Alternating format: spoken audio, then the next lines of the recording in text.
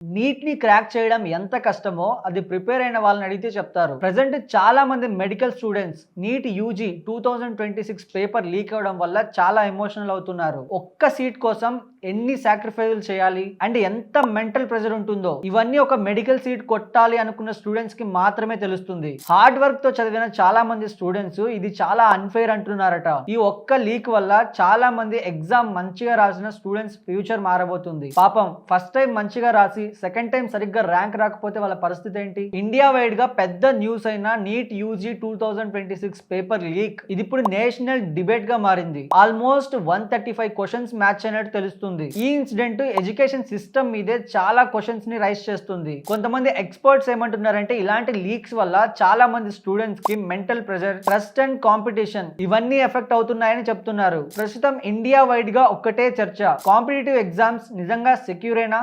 దీని గురించి మీరేమనుకుంటున్నారో కమెంట్ చేయండి.